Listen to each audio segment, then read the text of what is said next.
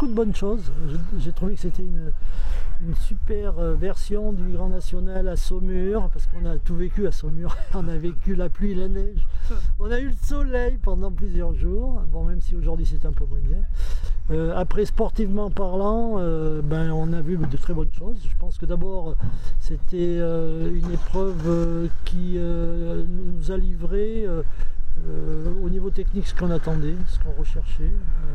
On se dit que le point dur c'est le cross parce que c'est quand même le gros morceau, on fait du concours complet et on se dit que le cross c'est quelque chose d'important, évidemment, parce que c'est la base peut-être de cette discipline dans laquelle il y a cette complexité d'amener les chevaux à l'extérieur. On a vu de très bonnes choses, on a des parcours bien construits. Thierry Touzin qui nous a livré des parcours pour le Grand National, la Pro Élite et la Pro 1 très bien, fluide, avec une bonne technicité, pas trop gros, mais c'est ce qu'on voulait, c'est une épreuve de rentrée, donc ça c'était super. Et puis sur les autres épreuves, Didier Denain qui a aussi proposé des belles pistes. Je dirais que pour le dressage, c'est une entrée en matière, il y a eu des bonnes reprises. Sur la Pro Élite, on peut relever celle de Darmagnac qui était super. Baccar de l'Océan qui aussi régulièrement nous fait des belles prestations. Sébastien Cavaillon avec Ellipsos, bien aussi. Donc on avait fait un travail qui a été assez rapide parce que les stages on n'a pas pu faire tous les stages qu'on aurait voulu préparatoires, mais ça a quand même bien préparé les couples. Saut d'obstacle, des pistes bien construites. On peut rendre hommage à David Gomez qui nous a fait des belles pistes modernes avec des obstacles qui correspondent à la réalité d'aujourd'hui, c'est-à-dire pas beaucoup de barres, assez claires et des pistes assez fluides avec des distances en allant un peu qui obligent les chevaux à garder de l'amplitude tout en préservant l'équilibre. Et ça a pu surprendre un certain nombre de cavaliers, mais ça reste dans la logique de ce qu'on attend aujourd'hui, donc il faut s'adapter à ce genre de format-là. Je pense que c'est bien globalement, les exigences techniques étaient adaptées, les couples ont répondu présent avec des plus et des moins. Je dirais que c'est une bonne session, une bonne entrée en matière. D'un point de vue plus personnel, comment on aborde sa première épreuve en tant que sélectionneur national? Une certaine tension quand même? Une certaine tension, oui, parce qu'on veut que ce Grand National réponde aux attentes qu'on peut avoir. C'est un circuit important, on sait que c'est un circuit qu'on essaie de maîtriser parce que ça nous permet de gérer la préparation de nos chevaux, de nos cavaliers, de nos couples pour les échéances à venir. Je dirais que évidemment je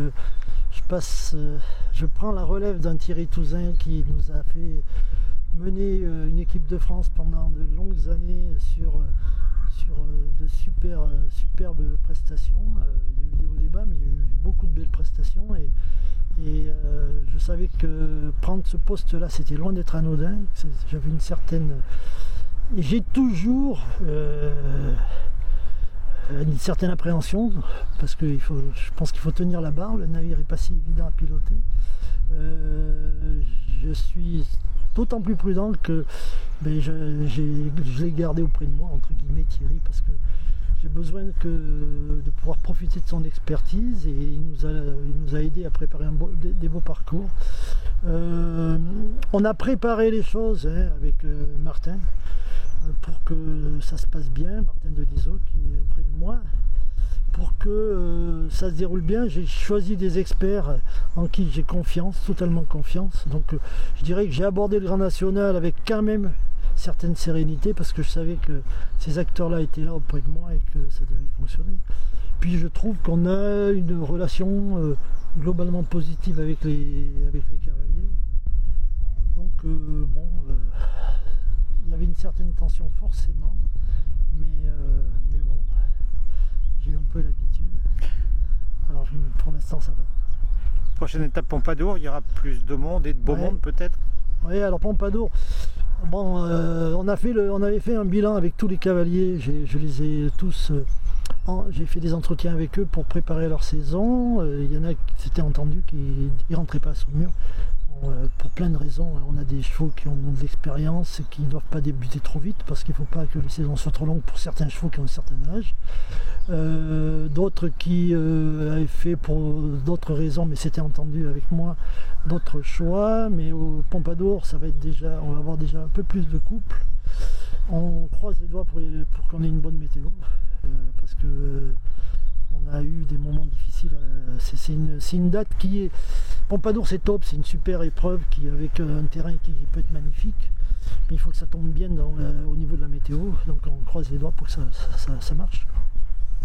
Qu'on n'ait pas de neige. Qu'on n'ait pas de neige comme il y a 2 ans, qu'on n'ait pas trop de pluie comme l'année dernière. Voilà. Et puis c'est parti quoi. Voilà, c'est parti. On va voir la suite. Pas de risque d'embrouille. Alors non, je vais essayer de ne pas embourber le camping-car.